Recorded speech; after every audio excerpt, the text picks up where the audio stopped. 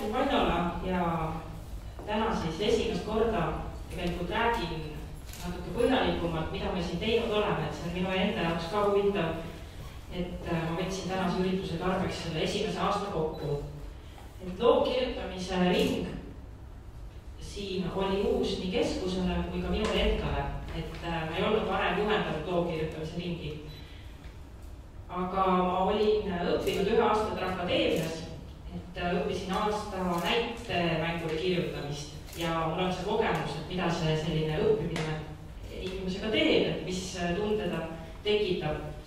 Ja ma olen 10 aastat umbes kirjutanud lasteraamatuid, et ka sealt on kogemus võtta ja on nii selline kogemus, et ma olen kirjutanud seda, mida ma ise tahan, aga olen ka kirjutanud seda, mida soovitakse mõnikord, et etteantud teemal. Ja mul on tulnud otsida, ma ei tea, inspiratsiooni või midagi, kuidas seda nimetada. Et vahel on see lihtne, et kui sa pead kirjutama ühest tüdrukust, siis sa saad minna tagasi ja mõelda sellele, kus ise väike olid. Aga kui on vaja näiteks rebase vaatevinklist kirjutada, et siis on seda jälle raskem leida. Aga seda ma tegin siis nii, et pugesin voodi alla, elasin natuke aega voodi all, et mõelda, kuidas see rebane võiks urus ennast tunda ja kuidas maailma näha. Et olen nagu otsinud seda võimalust, et kus seda inspiratsiooni hankida. Ja sellise pagasiga sai siis alustatud, et kõigepealt ma tegin õppekava, et mis me võiksime selle aasta jooksul ette võtta. Ja üldiselt sai jagatud kõik kuude kaupa teemadeks ja ma arvan, et jõudnud olen me vast pool sellest läbi võtta, et tegelikkuses kõik võtab rohkem aega. Ma räägin siis lihtsalt sellisest praktilisest tööst, mis me teinud oleme. Siin on siis suurem osa lapsi, et meil on 13 last kokku ja see pilt on tehtud kuskil 4. tunnil, et siin on algus, kui kõik oli vaoshoitumad, arglikumad ja üksteist ei tundnud. Ja siis oli minul ka selline sisseelamise aeg ja ma mõtlesime, mis saab. Aga jah, tõesti, kuskil 3.–4. tunniks oli meil juba selline lähenemine asjale. Et eesmärgid siis, mis sai püstitatud, et miks seda ringi teha, eesmärk oli päris palju. Esimene loo kirjutamine. Aga tegelikult oli ikkagi suurem eesmärk raamatumaailmaga lapsed siduda veel rohkem. Et paljud nendest lastest, kes siin käivad, on juba väga suured lugejad väiksest peale ja on selles asjas sees, aga minu meelest on ka hakatud rohkem lugema. Et oligi siis, et innustada neid nii lugema kui kirjutama, tutvustada seda, et mis toimub raamatumaailmas, mis toimub ka raamatukogus, kuidas raamatud valmivad. Siis eesmärk oli ka minul see, et panna selline punt kokku, kes üksteist inspireerib, et tean ise väga hästi, et kui tore on olla mõttekaaslastega ühes seltskonnas, et ma arvan, et kirjandushuvidega lastel on ka suur asi, kui sa saad kord nädalas kokku teistega, kes loevad ja on samadest asjadest huvitatud, mis sina. Ja oli ka plaan, et tegelikult võiks selline kindel grupp lastes sellist julgust suurendada, et kogu aeg tuleb ka enda töid ette lugeda ja üksteisega asju arutada ja tagasisidet anda, et kindlasti aitab see ka julgust kasvatada. Ja iga tunni eesmärgiks sai võetud lapsi üllatada ja neid nagu üles äratada. Et seda olen siis proovinud, et igas tunnis oleks mingi selline nüanss, mis tõesti neid nagu paneb sellisesse niimoodi nagu reageerima. Et selleks võib olla kas või see, et kui me terve talv olnud toas, et siis kevadel ütlen, et lähme tunni alguses õue, et see on juba lastele suur asi, sest see on teistmoodi. Või kui me oleme teinud tundides ühtemoodi asju, siis me järgmisel tunnil teeme hoopis midagi täiesti muud ja midagi ootamatut. Ja tund siis on 1,5 tundi pikk ja tavaliselt koosneb ta siis sellisest 3 osast, et kõigepealt on mingisugused inspireerivad harjutused. No see on siis juhul, kui meil ei ole mingi suurem projekt käsil, et vahel on ka olnud nii, et mitu tundi järjest teeme ühte asja. Aga inspireerivad harjutused, mis juhatavad siis teemani. Et selleks võib olla näiteks, ma olen teinud mõned töölehed, et selline täringu muinasjutud, et ma olen kirjutanud jutu algused, et ühel päeval kohtusid 3 punkti, ühe nime, siis teise nime koht, mida nad tegid, mis juhtus ja mis sai. Selle vastused saab siis täringuga veeretades, et on tehtud selline tabel, et iga numbri kohta vastab üks tegelane, et on siis, kui A-kastikeses on siis näiteks need esimesed tegelased, et kas Haljas, Päkapikk, Koletis, nii edasi. Et sellist ülesannet oleme kasutanud siis, kui me hakkame rääkima, millest üks lugu koosneb. Et loos on üks tegelane, tavaliselt on tal vastand tegelane, on konflikt, midagi nad peavad tegema ja miskit peab juhtuma. Ja kui niimoodi täringuga üksi puust ja punaseks ette on võetud, et tõesti tekstis peab olema tegelane ja koht, siis on pikemat lugu lihtsam kirjutada, kui sul on nagu mingi selline kondikava ees. Siis oleme tegelase tundides sissejuhatuseks teinud selliseid asju, et ühte tundi tuli välja mõelda ennast tegelaseks ja paljud võtsid siis väga tõsiselt, seda tulid ka kostümeeritud kohale, et siin vasakpoolsel pildil istub vana või keskaegsest Tallinnast detektiiv, müstik oli ta. Ja teine tegelane oli koer, tüdrukul on koer käes. Et nad tulid siis tundi ja rääkisid endast selle tegelasena ja edasi me tegime näitemänge, et said loosi teel kokku 2 erinevat tegelast, siis kes said kokku ja pidid siis läbi viima dialoogi ja ühesõnaga lühinäidendi. Ja siin on see sama asi veel, et siin on kohtunud, siin vasakpoolsel pildil olid arvutimängijad või Xboxi mängijad ja teisel pildil on siis 2 vampiiri, täitsa juhuslikult olid. Üks oli hea ja teine oli halb ja siis loevad oma näidendid seal ette. Et niimoodi ongi siis, et ka tihti on või selline ettelugemise osa ja siis kirjutamise osa ka selles tunnis. Ja kui on jällegi koha kirjeldamise tund, et kuidas õpime kirjeldama midagi, siis selliseid asju, et loeme mõnest valmis raamatust mõne kirjelduse ja siis oli üks harjutus meil selline, et me toimetame selle üleval pööningule, aga läksime siis alla välisukse juurde ja kõik pidid vaikselt üles tulema pööningule. Ja selle põhjal, kuidas nad tulid, nad kirjutasid siis kirjelduse. Ja need olid väga erinevad, et igaüks vastavalt enda sellele, mis ta tähele pani, mida ta tahtis, siis kirjutas kirjelduse. Et selle me üritame ka Lastekirjanduse Keskuse ruume ja kõike seda nagu rakendada töösse. Ja kirjutamisega on nii, et me kirjutamisega on ka, et erinevates kohtades kirjutamist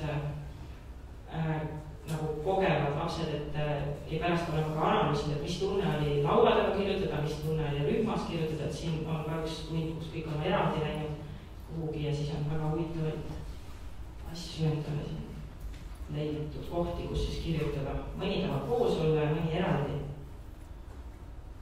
Et kõik siis on kirjutama asunud siin. Ja teeme siis ka üksikult paaristööd ja rühmatööd, et see sõltub kõik jälle ülesandest. Ja vahepeal on siis olnud sellised tööd, mis võtavad mitu tundi, et üks selline pikem projekt oli, kus me tegime raamatuid, et mul oli lihtsalt paar poolikut siin kaasas. Et me kirjutasid, see oli selline pildiraamat, et kõik kirjutasid väikese loo ja siis illustreerisid selle vastavalt. Ja sellele eelnes meil ka külaskäik, kes külas Kertu Sillaste, kes rääkis ka siis, et kuidas pildiraamatuid tehakse, kuidas seda teksti saab paigutada ja kuidas pilti ja kui palju võiks olla pildi juures teksti. Et need raamatud tulid kõik väga vahvad välja, et kahjuks nad kohe viidigi minema ja kingiti emale ja sõbrale ära, et mul on paar poolikud siin veel jäänud, mis on lõpetanud. Külalised on meil ka olnud selline asi, mis Kertu Sillaste käis, siis meil on käinud kirjanik Kairi Look ja kirjanik ja mängude väljavõte Tarmo Tuule. Et saanud neid kutsuda ja need on ka jällegi väga inspireerivad lastele. Ja siis me oleme alati, kui keegi tuleb, tegelevad eelmises tunnis sellega, et kõik mõtlevad küsimusi välja, mida küsida. Et ma arvan, et see küsimise oskus on väga tähtis oskus. Ja siis on ka päevaga, siin on veel need raamatud kaasi, mis nad siis ise tegid. Sellised väga populaarne oli sügiskuude teema, oli tondijutud ja õutusjutud ja kõik see, et saatsime ka tähekese konkursile ja paar last said seal auhinnalised kohad ja see oli ka väga suur asi, et nad said avaldatud. See inspireerib ka jällegi teisi.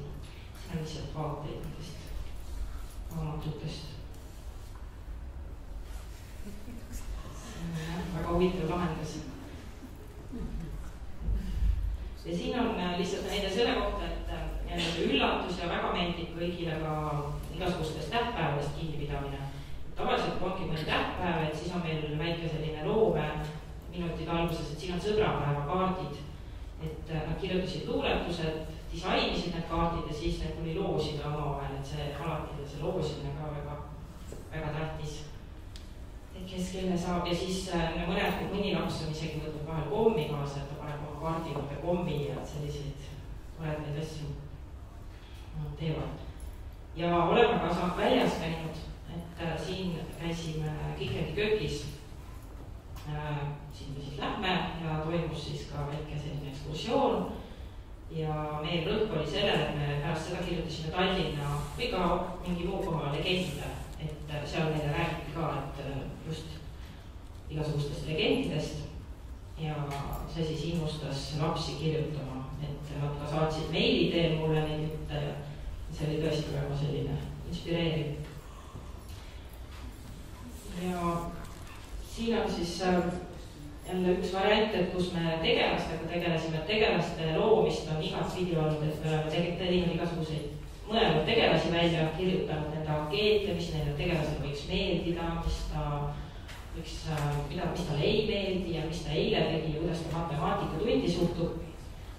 Et selle põhjal nagu tuttavaks ennast tegelasega teha, et siin on üks võimalus, et me tegime sellised naljakad tegelased ja näod, et kõigepealt nad tegid need valmis, kleepisid ja siis teisel pildil siis tüdruk loeb siis selle tegelase ühe päeva päeviku katkendit, ütleme nii, et selle päeva, mis siis asub oli, mis see tegelane võis teha. Ja siin on jällegi ka, kus selle lõpus oli etlemine, et sellel päeval nad mõtlesid välja reklaame. Et see on ka alati väga, neile meeldib, kui on midagi nagu elust enesest, et kui on vaja välja mõelda reklaami või koostööd dialoogi, et kaks tuntud inimest omavahel vestlevad, et see kohe paneb mõtted tööle ja naema. Põhiline jah, et kui nalja saab. Aga jah, et kui meil oli tund, kus me proovisimegi kohe niimoodi meelega nalja juurde kirjutada, siis tõdesid kõik, et see on üks väga raske asi, nagu istuda laua taha ja hakata mõtlema välja nalja juttu, et sellised tähelepanekuid siis teevad. Ja oleme siis ka vastupidi teinud, et lugenud ja illustreerinud, et vasakpoolsel pildil on Anti Saare raamatu lugude põhjal valminud illustratsioonid, et aeg-ajalt ikka loeme ette ka ja siis vaatame, kuidas kirjanikud on kirjutanud ja siis illustreerime. Ja see teine, see Mots on pärast Päitu ja Kõlli raamatute lugemist, et me mõtlesime ka kõik ise oma sellise tegelase välja, kes kodus siis võiks neid asju korda saata, mille autorlust ei taha keegi enda peale võtta ja siis siin on ühe poisi välja mõeldud väike maavett. Ja nad kirjutasid siis ka ise oma lugusid nende põhjal. Ja siin ongi siis üks õuestund, mis alguses oli siis tekitas väga suurt elevust, aga pärast toimus süvenemine ja siin siis kirjutatakse, et siin põõsas või puu otsas istub ka üks poiss. Ja see tüdruk, kes seal seisab, tema terve tunni ta ei saanud kirjutada, ta otsis tigu, aga tunni lõpuks ta kirjutas ka sellest teost luuletuse. Tigu ta ei leidnud, siis oli veel natuke vahe. Et nii nad siis ka näevad, et kuidas nad või mõtted tulevad ka elust enesest. Ja praegu tundub, et kõik on kevadeni käinud see veidis, et kõik kõigil on hea tuju, minul on alati hea tuju, kui ma sealt ära tulen. Et tõesti on läinud see hästi ja siin on ka nende sellist juba, mis nad kõike võtavad, et kui ma käisin Itaalias, Bolognas lasteraamatu messil, siis ma tulin tagasi ja tõin ka selliseid uudiseid lastele ja lisaks võtsin ma kaasa Itaalia jäätist, et seda ma ostsin Eestist, aga et oleks midagi jällegi põnevat. Ja mul olid kaasas ka sellised kausikesed, millest seda süüa.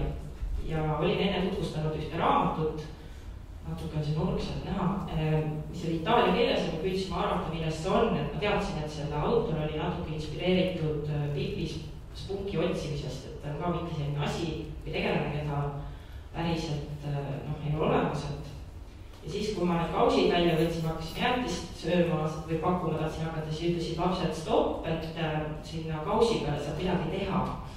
Et nad on nii nagu loominguliseks muutunud juba, et nad ei lase midagi mõelda ja siis nad tahtsid kõik sinna kaussi hakata kaunistama ja siis me lõpuks tegimegi nii, et igaüks tegi selle kausi alla ühe mingisuguse tegelase võttes välja natuke jälle siis pungi andmetel või ainetel, et oleks miskit nagu ette välja mõeldud siis, aga mida päriselt ei ole olemas ja panid talle nime. Ja siis oli kõik siis ka tutvustasid seda tegelast ja siis oli pärast tore jäätist süüa. Ja maitseelamused on ka olnud tähtis asi, et peaaegu igasse tundi ma olen viinud midagi kaasa, midagi sellist võib-olla, mida vahel ise ei oleks söönud, nagu näiteks oliivi või alati ei ole seda, mida saanud ei ole, kas tomatit või midagi ja siis me oleme mõelnud, et kuidas see maitseb ja kuidas seda kirjeldada. Ja see on ka neil juba nagu selline harjumuseks saanud, et siis nad ka sõid jäätist ja mõtlesid, et mida see neile meenutab ja mis tundeid tekitab. Et selline tore. Ja nad on hästi loomingulised, julged ja minule seda loevad ja soovitavad, mulle meeldib see, et nad tulevad neil tundi ja võtavad raamatu kaasa ja siis soovitavad ka kaaslastele seda raamatut, et see töötab ju kõige paremini see omavaheline soovitus. Ja siin nad siis jälle on koos. Ja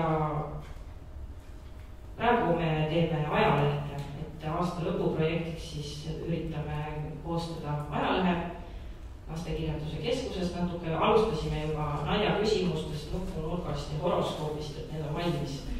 Ja siis järgmisel nädalal siis jätkame. Ja väga soovitakse teada saada üleval Pööningul on Pirruse pildid, et neil on nii palju küsimusi Pirruseles, et nad on aasta aega istunud, see on neid loomi vaadanud. Et ma siis lubasin, et esmaspäeva siis meilime ja saadame need küsimused. Nii. Ja siis ma lihtsalt võtsin kaasa töölehed, et vahel oleme kasutanud töölehti, et siin tegelase tööleht jälle kui tegelas kui loomine, siis vahel on teinud sellise tagaotsimiskuulutuse, et siin on ka kirjas kõik, milline see tegelane välja näeb, mis ta eriomadused on ja see on jälle siis üks põnev lähenemine, et kuidas mõelda, milline tema erilised omadused on. Ja vahel olen kirjutanud selliseid jutte, kus on algused ette öeldud ühel päeval, siis ta kirjutab, nad otsustasid, sinna tulid järsku peagi lõpuks. Et on nagu täitsa sellist vaba kirjutamist, aga vahel on ka midagi ette antud. Ja mõningate lugude põhjal oleme märkmete tegemist õppinud, et siin oli enda mälestustest kirjutamine, et sellega tegime kõigepealt sellise töölehe ka, et kus siis kõigepealt lapsed nagu mõtlesid oma mälestuse läbi, et mis see oli, millel juhtus, kus ja mis mingid erilised asjad, mis meelde tuleb ja kuidas see olukord lõppes. Ja nad ütlesid, et tegelikult oli lihtsam pärast seda läbimõtlemist kirjutada, sest et tegelikult peaaegu kõik asjad olid siin olemas ja ei tulnud selliseid võib-olla neid tühju lauseid, kus sa liigust ühest mõttest teise. Aga jah, üks asi, mis on ka väga tähtis, on tagasiside andmine, et tunni lõpus on alati tagasiside andmine ja selle eesmärk ei ole siis kellelegi öelda, kuidas kirjutada või mitte, et siin on ikkagi kõigi täitsa enda otsustada. Aga lapsed siis kuulevad teiste lugusid, nad ütlevad, mis neile meeldis, kui neile väga midagi meeldis, nad ütlevad, et mis selles nagu oli sellist, mis ta tegi eriliseks või mis see meeldis. Ja siis, et kui nad ka ise seda lugu peaksid ümber kirjutama, et mis nad seal muudaksid. Et see on siis autori